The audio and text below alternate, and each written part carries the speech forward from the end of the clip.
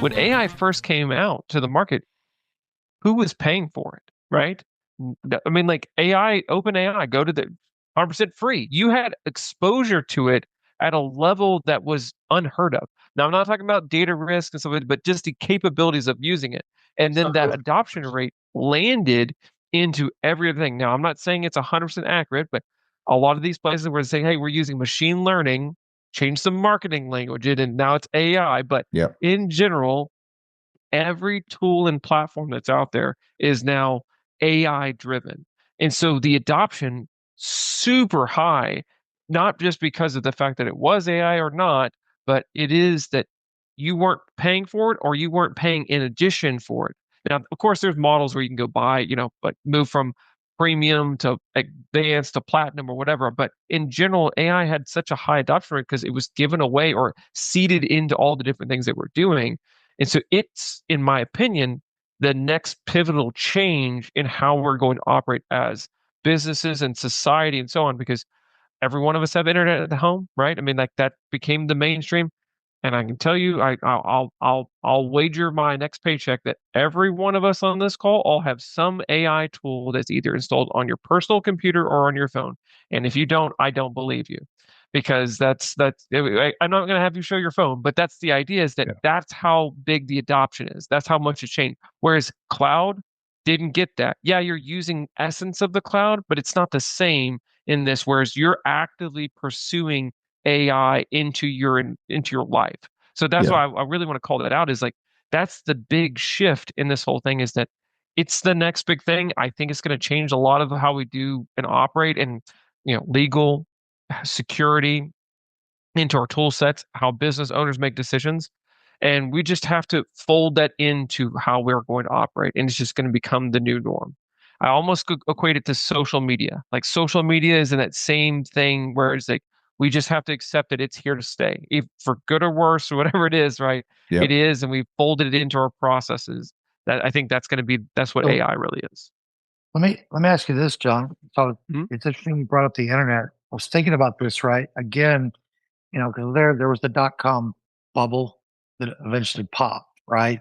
And that did not mean that the internet was not this amazing thing, but it still went through that, right? And I think back to one, people just throwing money at things, right? You could just add .com to the end of your name and you would double your valuation. That's all you had to do, right? Yeah.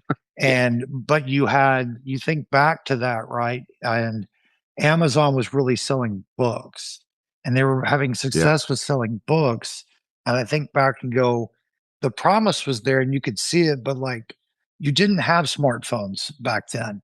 So you had access to the internet, but it was predominantly desktops, right? Predominantly landline. Even when you had wireless, it was limited in capability, right? I can still remember watching things kind of come in slowly. So there were some additional things that came in. I think companies really, Amazon in particular, figured out logistics. This is how we're going to be able to now sell all these things and built those tools. So one of the things I'm curious to kind of watch is that everything seems to follow that curve, right? And you here is the peak of what we think, and it's not that you're not going to get there. It's just that a lot of this money has been thrown at things that maybe are farther out because there's other things that we need to do to fully take advantage of these things, right? So it's not the AI itself, but like with enterprises, feels like some of it's the integration, right? Giving it access to the different tools, cleansing all that data. There's just other pieces that we've got to figure out before you'll start to really, and maybe you will see it before that. But I think of a lot of the things that you see with AI that you can touch and play with, very impressive and time saving, but they're not mind blowing the way that the first time you just could chat with it. That was so cool. I'm just talking to this AI, it's answering back and it sounds like a person. And that was the coolest thing for about 6 months. Then you go, okay, but and then you start, oh, there's a little, that's not right. You start having little issues here. And I think it felt to me like we're just going to be able to very quickly turn this into something that's so much powerful for what I do. And for the most part, how I'm using it today, not dramatically changed from how I was using it when I initially came across it. I mean, Yeah. it's better for Mark apparently in scripting, but from a day to day for me, it hasn't necessarily. I don't know. It's like I'm waiting for it to. I don't want to just ask Yeah. it things. I want to tell it to do things and have it do it correctly. And it Yeah, I seems would like agree. there's a little bit of a gap there. Yeah, I would agree. I've used it the same way that I described with my examples, pretty consistently since a safe version was available for me to use within my practice. And so yeah, it's I have to agree with that. So I think there's two parts. Is just like anything, there's a level of newness that wears off, and I'll tell you, like when the first time that I got dial-up internet at my house, I was like, "This is amazing! I'm on it," and I was, Yeah. burning through doing all sorts. And then when Time Warner Roadrunner came in, and I was able to move from dial-up to cable internet, I was like, "This is my world has Lottery. Yeah. changed," right? I mean, yeah, and then eventually the newness fell off, and I didn't really change anything. It was just like to that point. So I use those as like timeless examples of everything else that when it came to I think you're right. I think that that first exposure to it, it was we just saw science fiction become science fact, right? We just experienced Right. something that we never thought we'd get to experience, and it's amazing. And now we're hit this space where the newness is worn off. And yeah, you know what? I could ask ChatGPT this or whatever. I mean, I could do like it's a second nature type of effort. But I think you're also right in the fact that it's going to take someone or something to say, "Oh, did you know AI could also do this?" Like whatever it is. And it's those creative, people that are out there that are going to think, you know, it could do this, and they're going to tinker with it and they're going to make it do something amazing and it's going to shift. But it's the capability. It's at the core. I think that part is what's going to keep it going forever until it's Yeah. just Yeah. accepted into Yeah. it. But you're right. I think the first piece of it, our exposure to it, that newness is wearing off, and we as individuals are not being innovative in any capacity of like, oh, it helped me write my email better, it helped me create this document. Like those are now the given standards of what it Oh, is. yeah. Yeah. Well, I mean, and it's because it's not AI. It's a large language model. I mean, it's Yeah, good about finding all of these pieces and assembling quickly, yeah, right? Saving us time in that regards. I mean, that's all it is. And so if you think of it in that construct, there is only so much it can do. Right. Right. So there is And a limit. It is a box. Narrow Right. intelligence. Yeah. it, yeah. it Yeah. I think it's going to be like the part that'll probably change everyone. And I'm going to use a very scary example, right? For those is Hal, right? Right, using like if once Hal is in my house and can, because we already have all the little pieces and capabilities, like, hey, unlock my Alexa. door, turn my, yeah, exactly. I was trying not to Yep. say that word because I didn't want to set off all my other stuff in my house. But yeah, same thing, right? Is that the all those little pieces are there, but the part that's missing is that little bit of humanity that Hal had in there that was made it AI, which is like it's kind of late. Would you like me to heat up dinner for you? Like it's thinking through what your needs might be, right? Not just responding to your commands because we have that functionality already. We had that before, GPT and all that stuff it makes because we had those, those commands type systems that were existed.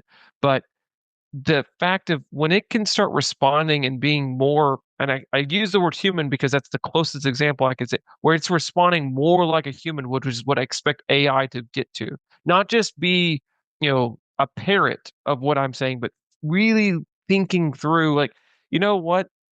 You really like, carrots with your dinner. Would you like me to put carrots on your shopping list? Like it thought through that, not because you add carrots every time, because it looked at the data points, but more so as like you eat them a Yeah. lot. I've heard you say that you like them. I'm going to ask you if you'd like me to add it to your grocery. That little shift is going to be the next, like in my mind, one of the things from a home perspective. How do you apply that business? I don't know. Like, I don't think I would. I get nervous about saying, "Hey, would you like me to turn off your firewall today?" Like, I mean, that's like the AI. That's a scary thought in there. It's like, oh, we're Sorry. going to take down your security. But I mean, it's comical, but It could that's happen. Yeah. the process. Yeah. And so I don't know how I would apply that, but I can think of how I would apply it in my home life, which is like in these little pieces that have already got the parts and then tying it together and it actually thinking through what my needs are or my wants or whatever. But as a business, that's a harder thing to put in there. Is like, well, how does a business think? And that maybe that's why I'm in IT and not necessarily as a business owner. Maybe that'd be on you, Terry, to tell me what a business needs because I don't know what it is. I'll tell you a good AI fail. So one of the first things I realized when I started using ChatGPT is just how terrible Alexa was. Right? It was just like, you are horrible. You can't do any of these things. You can't answer basic questions. I essentially use you for a grocery list. So I'm here the other day, and I asked it something, and then after it answers, it just pipes up and says, "Hey, there's a newer version with AI built into Alexa. Would you like me to go ahead and download that?" And I said, "Sure." And he comes back and goes, "Your hardware doesn't support the new version." I'm like, if AI was really so smart, you would It would know know. that before you Right. asked me to download it. There's stuff like that it does all the. Those are the. It's a lot of little mini use Yep. cases that I see all the time. That I'm like, I want AI to fix that, right? Make that simpler. I don't need the big thing. I want you to be able to record my Dallas Stars hockey game, regardless of channel, right? Just know what channel I have and record it. Don't make me have to go and find it. This seems like a simple use case. So when I see things like that haven't been solved, I'm still like, well, it appears there's still a long way to go before we're going to have it integrated everywhere and doing all these things. So Yeah, before Absolutely. having a conversation of, hey, maybe it'll notice these seasonal trends with my business and make certain recommendations of how we normally proceed in this court. Like, yeah, Terry's example, if we can't even get past that point, I mean, I don't know if that right, conversation's really on the table yet. Oh. right, right. Only time will tell, right? I mean, let's see what happens 5-10 years from now. How it evolves. Yep. So, well, we've gone for about 2 hours, folks. I don't know if you guys realize that. A We've lot of Flew done good, it. by fast. a lot Yeah. of good conversation. And I'll go around the room. Any parting shots? Anything anyone wants to finish up with on the future of AI, how to make money with AI, anything in particular? I just think of Peter Parker. With Throwing great shovels. comes great responsibility.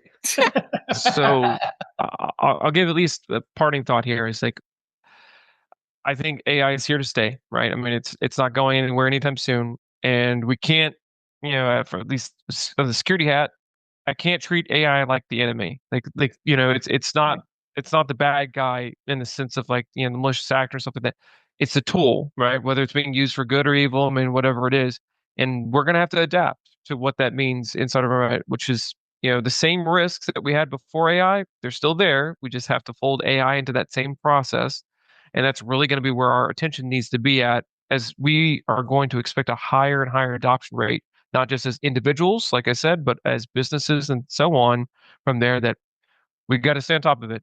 Security side, compliance, I mean, that's really going to be where we're focused at. And can't just put your head in the sand and ignore it. I mean, it's not going anywhere. Well, Yeah. John, you said something that it really resonated with me, is that cloud, not everyone had access to cloud, but this tool, every human being has, everyone with a cell phone has access to it. Yeah. A little bit different.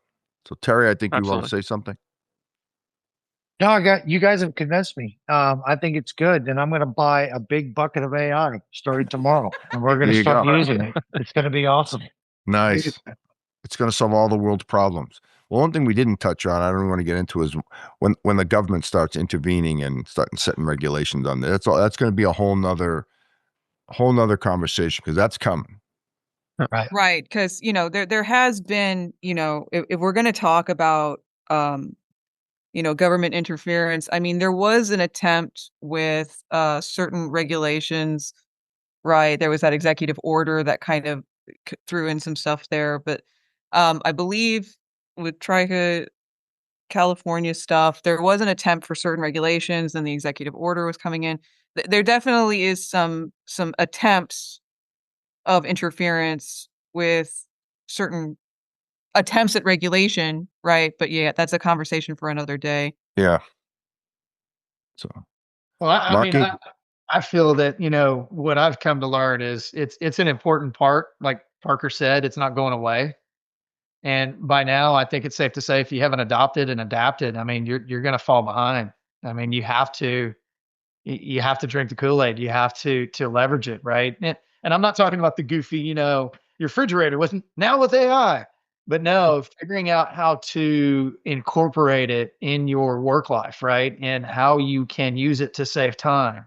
And I think if you don't do that, right, you're going to lose that competitive edge, right? It's I almost think it akin to continuous learning, right? You've got to keep it. It's a tool that you have to use in your tool belt, and in order to remain competitive in the workplace. I think there's just no way around it. 100%. My final thoughts, right? There is a way to balance, legal concerns with increasing productivity and quality of work product, right? If you treat AI tools like you would any other technology when following general digital protocols, encouraged by the cyber insurance company you use, NIST, FTC regulations, other applicable laws, right? We don't recognize some sort of one size fits all policy for AI use, really, or much of anything, to be honest. But again, there are laws that are in place that can apply, right? And at the same time, you can also encourage the use of those tools while following those policies, legal policies that work to enhance the product, not just create some sort of organic thing, and creates clear guidelines for staff of what's acceptable and what's not. That is in a policy that is forever changing, right? Is a perpetual document, right? I think that's what I'd like to give as a takeaway here of the balance between legal and quality product, right?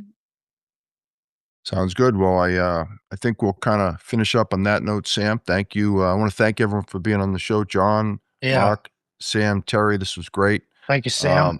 Thank you. Thank Yeah, you. Thank you, everybody. Yeah. Yeah, Thank you. it's there's a lot to this, a lot to unpack here, and I think as we've all said, time will tell. Will we end up like Star Trek? Will we, just Yeah. talk out loud and things happen? I don't know. We'll see. It seemed far fetched back in those days, not so far fetched anymore. Right. Right. So, well, Thank you, guys. Yeah, we'll end on that note. That's a wrap for the another edition of the Business Brains and the Bottom Line podcast. My name is Paul Delegro, your host, signing off until next time. Thank you. Thanks. Thank you.